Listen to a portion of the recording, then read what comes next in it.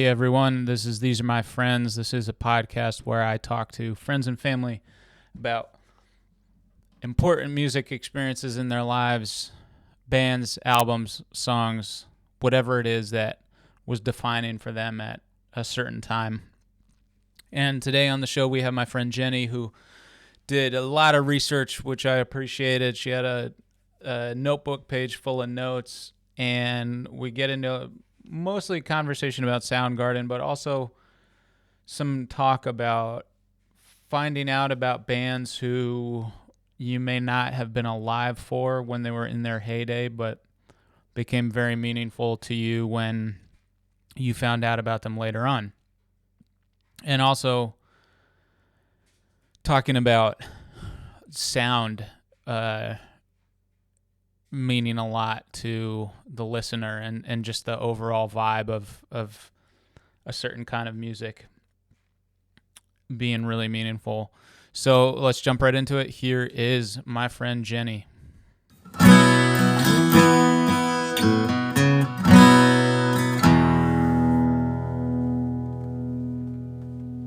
I just love to listen. I might not know, where stuff came from or, how it was originated, but I just like the sound of it.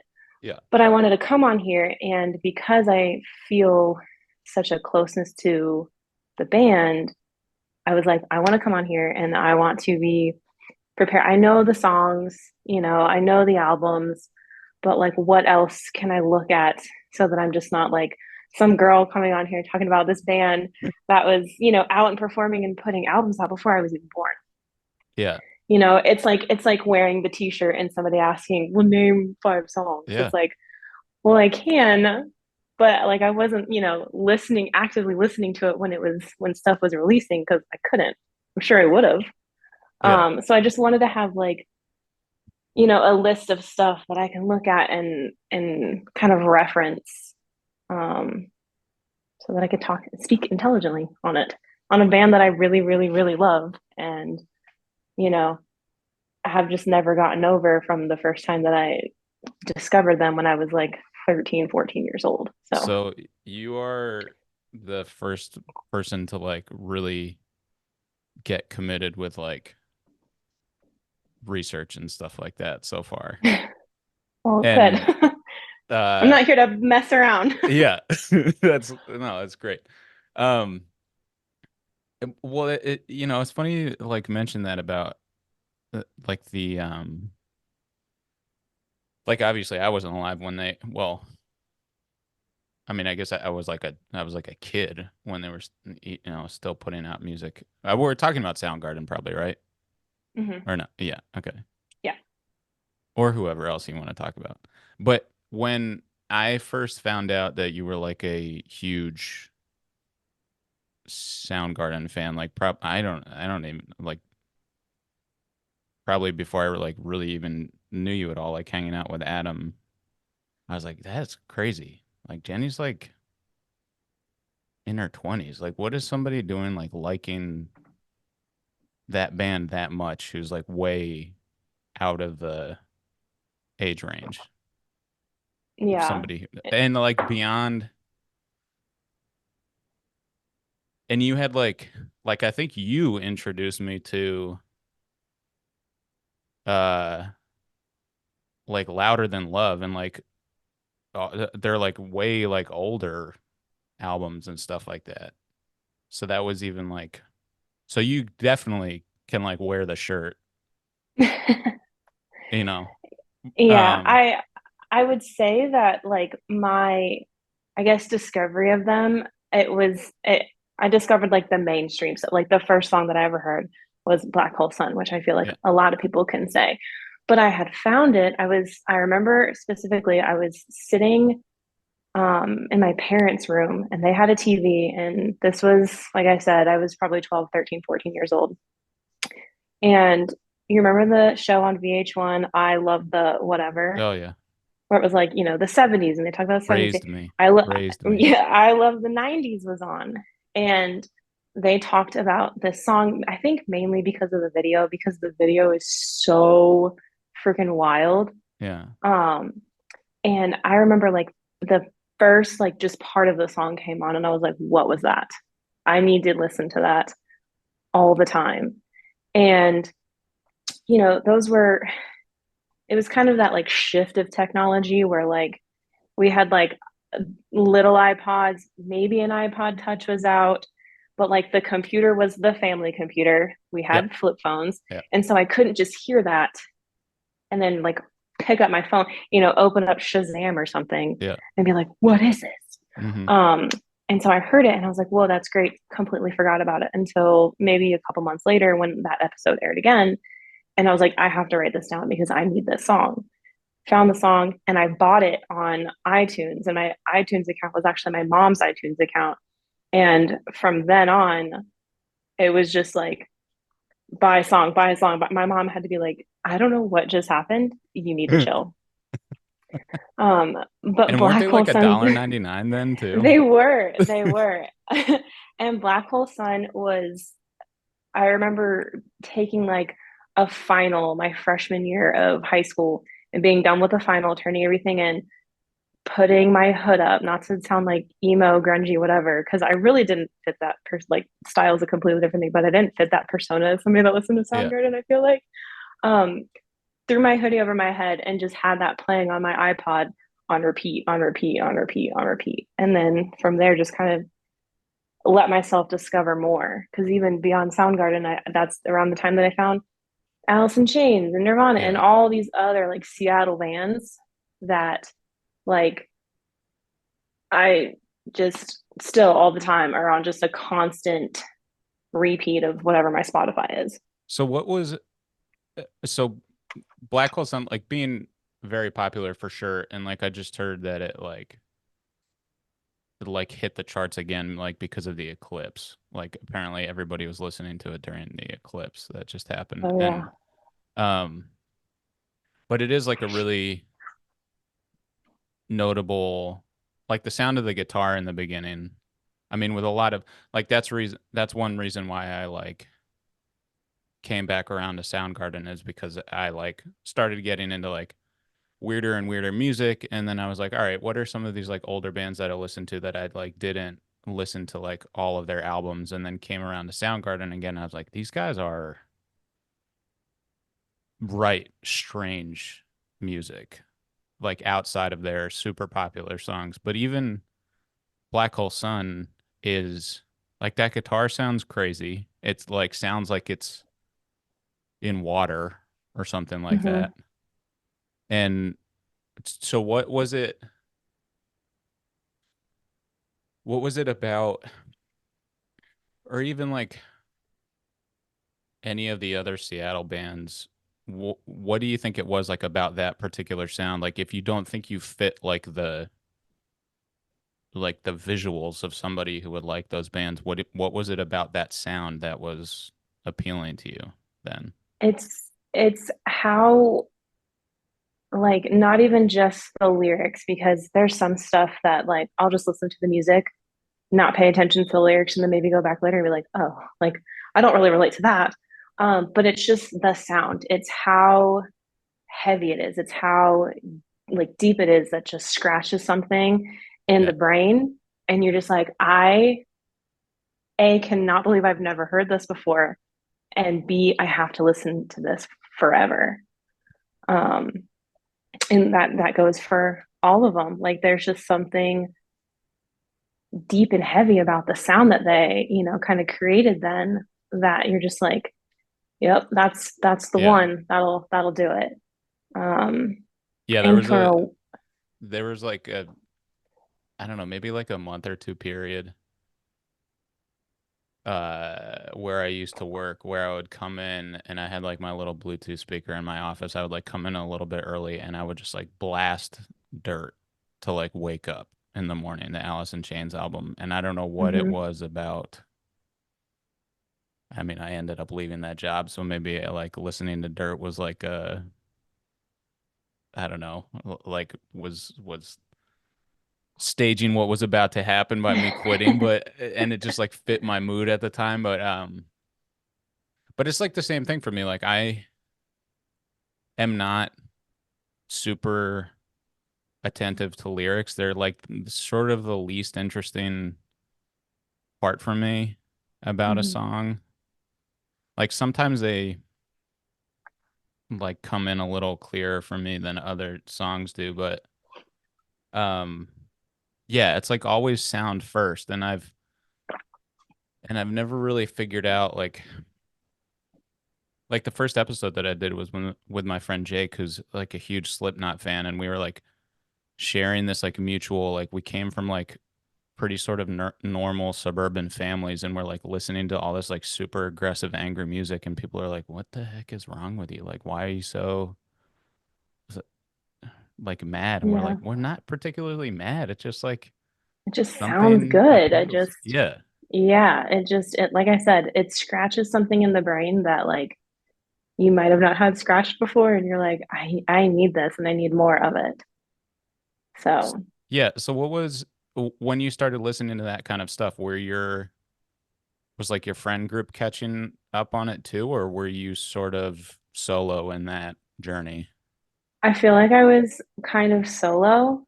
Um, like so even like my sister is 11 years older than me. And so she Hmm. was a teenager and was growing up during like this time frame.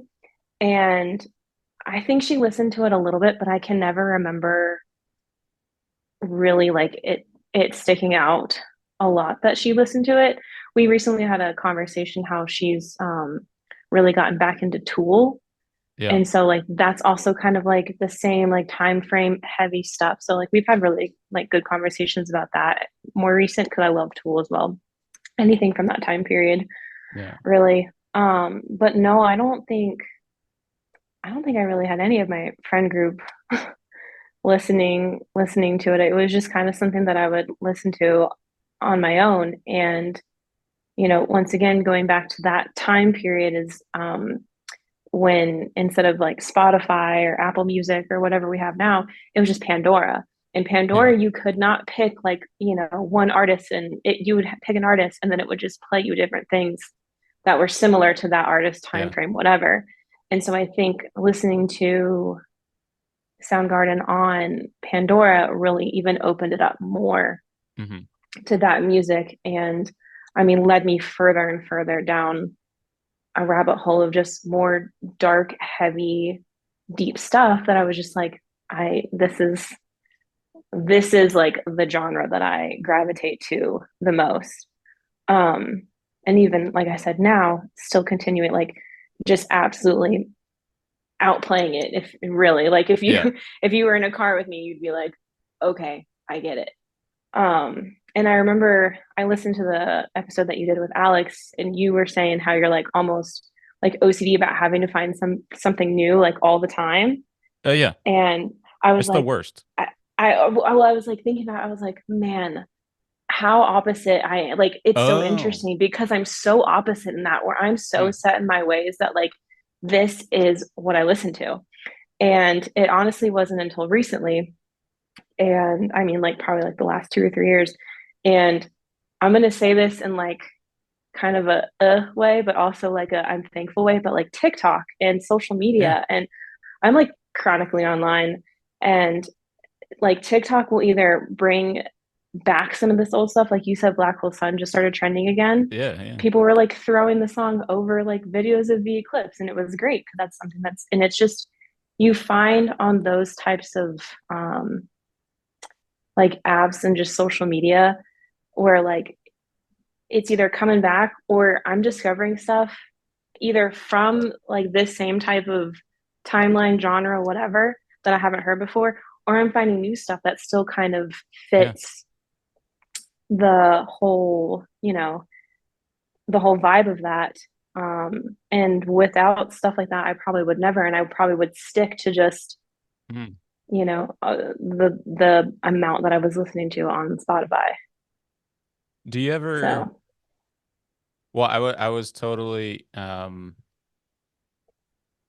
I was like sort of thankful and also like a little a little like disgruntled about it when a nutshell became like the new TikTok song. And Hmm. like people would, I mean, they were like incredible memes. Because I'm like a real music, like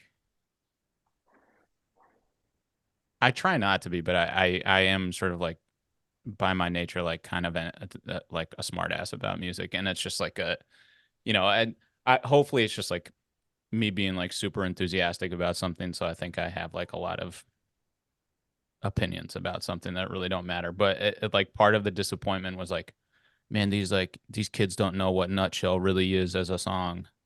But then Yeah, also you at the want to same time, protect it. yeah, right. And Yeah. but then also like I don't have any like generational attachment to that song. Like we were just saying, like we're both sort of like out of like the period of time when we would have like technically like come of age around that when that music was first coming out. But I still like appreciate the fact that like there are people making like incredible memes about like yeah, like sometimes you just feel like you're like standing in your backyard staring off into space and like Nutshell is the perfect song to play Hmm. for that moment. And Yeah. but I wonder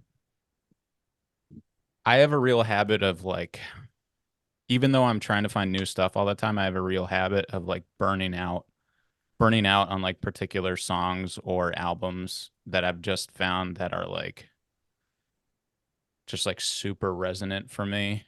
And I mean, you seem like you never really have that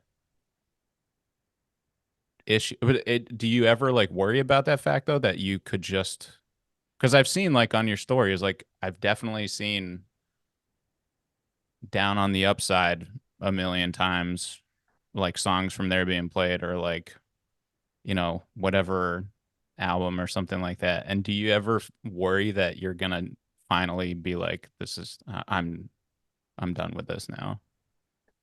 I don't think so. I guess it would be more like a temporary burnout where like I just go through like phases, Hmm. where like it gets easier like on Spotify, for instance. If I like put in like Soundgarden radio, because I also don't do playlists. Yeah. I just go into Spotify and search what I want to listen to and Jesus take the wheel. But like I'll definitely like listen to the same radio maybe a couple days in a row and like the same songs. And then on Spotify, after a while, if you skip so much or you've done as much as you can do in that one playlist, it just starts to bring up new things. And um I Yeah. think even like back, like I said earlier about Pandora, I think that that's how I got into Tool. I think that's how I found the Yeah. Deftones, which Yeah. is another one very high up on my list. Um, you know, and so I think that because I'm just constantly listening and, whether or not I'm skipping or not, I just eventually evolve into something else. Hmm. And then it just starts, it's like a cycle. Like Hmm. I'm, I'll find some, and with social media now, I'll find something and I'll go listen to that for a little bit, but I'm always going back to the stuff that I've listened to since somebody put an iPod in my hand and said, here you go. Yeah. So I don't know if I necessarily get burnt out from it, but I guess there'll be times where I'm like, okay, let's let's get out of this vibe. You're not Yeah. really. Well, that's what I was kind of curious about because like um for like Soundgarden, Tool, and Deftones being like really pretty heavy, but also just like emotionally pretty intense music too. Um, like Deftones in particular, I think for me especially. I mean, Tool's like so brainy sometimes that I'm like, this just sounds It goes back like to that like weirdness that you're talking like it's just yeah, weird, and it's like, well, yeah. why is it so weird? But why can I not stop listening? Um, but you also have like I know that you also like a lot of like reggae or like reggae adjacent kind of stuff. And Hmm. so what do you think is like true for you about like that difference in sound that you can sort of balance listening to these really pretty dense, heavy, like emotionally saturated kinds of music and then like shift to this more sort of like sunnier, more like overtly positive kind of I music think too. it's I think it's all about the vibe, kind of like how you said earlier. You'd go into work and just like play dirt and Yeah. like the kind of like that was your overall mood. And so like, on a Friday morning I could be driving to work and I have like Deftones full volume, like, you know, sad emo girl vibes pulling into the parking lot. And then by the time I leave, I'm putting like Slightly Stupid on and like windows down once again, turned all the way up and just like vibe. It's just the vibe. It's just what I'm feeling. Not even that day or that hour, but just in that moment. Yeah. Because I mean, if I have my stuff on random, that's gonna happen. I'm gonna go from Deftones to Yeah. Sublime, and like I can just kind of adjust, and it just depends on the mood that I'm, in right there. I mean, and there's sometimes where I'm just like, no, I need this emotional outlet today. This is all I'm playing. But Yeah. then there's other times where it's just I might not feel anything, and I'm just going back and forth and just sticking with the same stuff that it's like comfort. It's like comfort food, but you know, Right. in the form of music. It's what I know, it's what I prefer, and it's just what makes me feel good. Yeah. So So sometimes I it'll change the mood. It just depends. yeah, right. I've had like, plenty of conversations with people. This sort of goes back to like the point I made about like people being like, "Why do you listen to such angry music? Like you're not you got like no reason to be angry or something like that." And but like what do you think it is about um like those sounds that feel like affirming to you in that moment for whatever reason? Is it really just like, do you not like analyze it much beyond that? You're just like, this is the sound that fits for me right now, and it's like not worth figuring out I why. It's I think it just depends. Um, as whatever song it is as a whole, I like the song. But then, if I'm mostly listening to music when I'm driving, and so like the opportunity to kind of just like zone out and Mhm. really focus on each sound, I'll try and do that. Um, but I don't know, I don't know if I focus too much on that, more so just like this just feels good right now. Yeah, Um, yeah. yeah. That's sort of one thing I've tried to get tried to like work out for myself more is like I don't know, like maybe shut the brain off and just be like this song is sick because it's sick. Like it you don't need to figure out like you don't need to break it down into all its nuts and bolts. That's like kind of taking the fun out of it a little bit. And yeah, I think there's a lot of value in just like the vibe like you were saying. Like it I don't need to know like what's going on to say that um like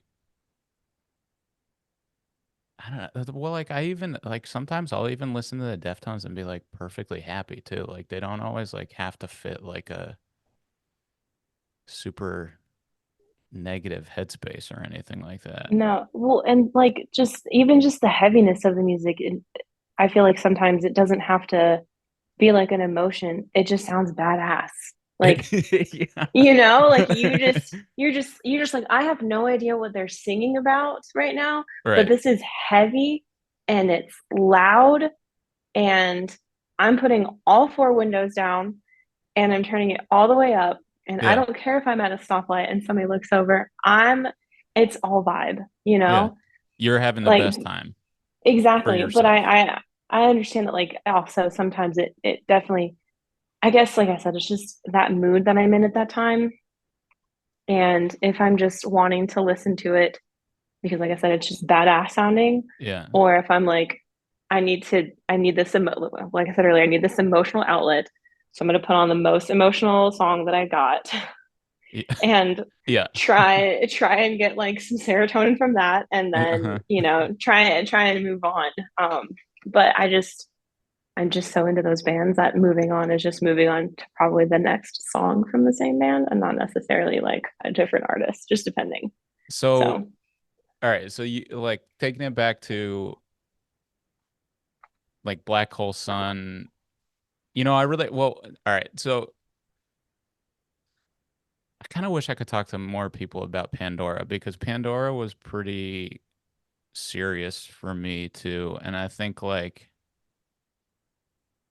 I sort of miss I mean, like Spotify is super useful and um it's like kind of bizarre like how accurate they are with like my like Discover Weekly and stuff like that. And but there was like a I don't know, maybe because it's still like mirrored like the regular radio a little bit, but there was like a real like randomness to Pandora that like felt pretty exciting. And then like you could do the bare minimum of like cut, well, like you could add artists, I guess, but the like thumbs up, thumbs down thing was like the bare minimum sort of like algorithm-y kind of stuff you could do. And mhm. I think that like I felt like I created like whole worlds, like building Pandora stations by like fine tuning all the like, all right, like uh like I like the guitar sound in this one, so if I thumbs up this one, like maybe it'll play more like with the guitar like that, but I like don't like the vocals in that one, but I like other, trying to like war game the shit out of like my Pandora customization. Yeah. Um, like, so what did you dive into next, like after you heard like the hits, we'll say, from like any of those like Seattle scene bands? Like Um, what or like let's stick with Soundgarden, I guess. Like when did you start like really digging like deep into the like B-sides or the like the deep cuts of Soundgarden? I'd say because like I said earlier, I kind of would just stick with something and I never really let myself find, so I didn't want to find Oh, anything new yeah. because I was totally content. But I think I've branched out even more probably like 2018, which is crazy because that's like a whole, you know, almost probably like 9 years after I initially discovered them. Um, but I was in Afghanistan and, I would sit at my computer for 12, 15-hour days and couldn't have my phone, couldn't have like my spot. At that point, I did have Spotify and I had one playlist for that deployment that I built before I left because I was like, I God. might not have Wi-Fi. Like I can't, like let me just have this one playlist. Because I think also at that point there was no more just like having music on your devices. There was no more iTunes. It Oh. was just Apple Music and Oh, yeah, stuff yeah, like yeah. that. So I Yeah. had to have like a playlist and then I had to make sure that it was downloaded and saved to my phone just in case Right. I couldn't access Wi-Fi. Um, but I would say it was during that time in Afghanistan and I would just be on, I'd be working and then I'd have like YouTube open in a separate tab. And YouTube really got me deeper and deeper into all those Seattle type. Well, I say all those Seattle type bands. I'm very, I don't know a lot about like the Mother Love Bone, the Mud Honey. Uh-huh. Um, I'm dabbled a little bit into Pearl Jam, was kind of too, it wasn't as deep and heavy as I needed it to be, like the way that Soundgarden and I have Alice in Chains opinions were. about Pearl Jam, but it doesn't matter. And so it was just YouTube where I'm just like, oh my gosh, I'm finding like the stuff that is on Super Unknown, the stuff that is on Yeah. down on the upside. It's great stuff, and there's even like some hidden gems in there that didn't make it as mainstream. Um, but just like the stuff on Ultra Mega OK, Bad Yeah. Motifinger Yeah. is. like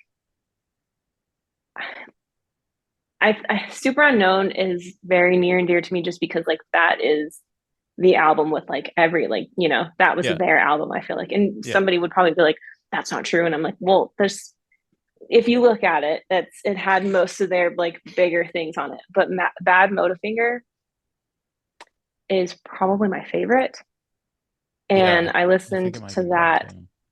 I listened to that a lot. But then, YouTube kind of worked the same way that Pandora did in the sense where you listen Yeah. to or have one video playing and then next in your suggested it would be, something else kind of same, but different. And I actually wrote this one down because I was like, I have to mention this. Oh, nice. But the song Right Turn, which is credited to Alice in Chains, but has Chris Cornell and Mark Arm, who's in Yeah. Mudhoney as well, um, has them on it, and it is in my like top list of songs. Damn. Any song I've ever listened to, that's probably in like the top five, honestly. Um, and it's by Alice in Chains, but it features Chris Cornell and Mark Arm, and it is so good. It's it's all of their voices that kind of made their band sound the way they did. It's Yeah. got Chris Cornell's like really low, deep voice, but then at the end, it's his like screaming that everybody Yeah. Yeah. knows. Yeah. His like opera It's voice, basically. yeah, Yeah. it's Jerry Cantrell and Lane Staley's harmonization. Yeah. It's Classic. and so for that was one that I'm pretty sure it wasn't just something that was like on the rotation for when I would do my work. It was like, oh, this ended, repeat. Oh, this ended, Damn. repeat. And I don't, if it comes on like a random shovel, never skip it. That there might be other songs from Soundgarden or Alice in Chains or any of those types of bands. I'll be like, I'm just not going to listen to this one right now. Right Turn is not one of them. I will listen to that, and I might start it over. Never even heard of the. I'm looking at the EP It's that it was good. on. I've never heard of this before. You have to listen to it. Uh, It is chef's kiss. damn. Okay. That's um, exciting. but Um, yeah, I found that one. I think Fourth of July. I know that I listened to some of Super Unknown, but I really listened to Fourth of July a lot during that time, and to include the instrumental because, like we said yeah. earlier, sometimes we just don't care about the lyrics. The Yeah. instrumentals just hit differently. I So mean, like to be honest too, like Soundgarden lyrics just straight up don't make any sense sometimes. yeah, So it's not even and not as like a criticism. Like I don't know that they cared. And Chris Cornell has such an incredible voice that it doesn't really matter. Like he could sing total gibberish and I'd be like, this guy is the most amazing singer of all time. Um yeah, and like Fourth of July too, I think is that's what is so weird to them as to me about them as a band is that like they have like these very like radio accessible songs and then they will write a song like Fourth of July, which is like really maybe one of the heaviest songs like in existence and it's like kind of brutal to listen to. Like it sounds super sick, but it's um and just the fact that they can or like there's this song I think it's on Super Unknown towards the end half. It's like basically an instrumental and it like sounds like there's like a mandolin or something in the like I don't know. They just have like weird and again like there's barely any vocals like it they're like singing through like weird vocal effects or something like that. And yeah, they yeah, strike this crazy balance between like pretty straightforward like radio rock and then they were like all right today in the studio we're like getting comfortable with like our deepest darkest side and we're going to write like the most intense piece of music that anybody's heard. yeah. With Half, I remember I first heard that one, and I was like, "Oh, this is really cool." And I was like, "Why am I getting like Led Zeppelin vibes from it. And this Yeah. is like before I ever really researched them and where do they get their sound. And if you look them up, Led Zeppelin is like listed as one of their like influences, them and Black Sabbath. And I was like, Yeah. yeah, it checks out. Like not all of their stuff, obviously, but like half specifically, I'm just like, that is very much like you said with the mandolin, like that's very, I feel like Led Zeppelin, their muffled Right. vocals. It's I yeah, don't even know if that's what it that's is. It just sounds like some crazy other instrument. just like a yeah, like a not like country or like whatever Right. the I don't know what that thing is that they use where they just like stand over it, but kind of Oh, like a pedal steel guitar or something like yeah, that. yeah, yeah, like Yeah. something very similar to that. He said something in you've probably seen this like interview or whatever, uh, during a show one time. I wrote it down too. It was uh, Pink Pop '92. I wasn't even born yet. Oh, I may have watched But that on YouTube. there's a guy's interviewing him, and he's like, you know, what inspires you to make? He's like, it's like noise. What inspires you to make this noise? And Chris says something like, I just want to make sounds that maybe people might not hear for the rest of the day. And Oh, damn. he really captures that, I think, in all of the albums and in all the things that he's written, even in his days of Audio Slave. Like you don't really listen to that kind of stuff and like hear something very similar to it on like that same album. Yeah. And I think that that's so interesting, um, because it was him and just three other dudes that were just going in and probably pitching ideas to each other and coming out with some stuff that people like you and I are like, hell yeah, this is Yeah. so good. And it's they're just like normal dudes. All right. Thank you to Jenny. We'll probably have another episode together. We were talking about a lot more and then got cut off. So we're probably going to have a part two for sure. If you're interested in anything else I got going on, you can read the original newsletter where I write about music. That's available at buttondown.email/here to listen. Or you can listen to the weekly radio show on 107.7 FM if you're in the Brattleboro, Vermont area, or stream it on the wvew.org website. And the radio show is every Sunday at 12 p.m. Eastern. All right, thanks again to Jenny, and we'll see you all next Monday.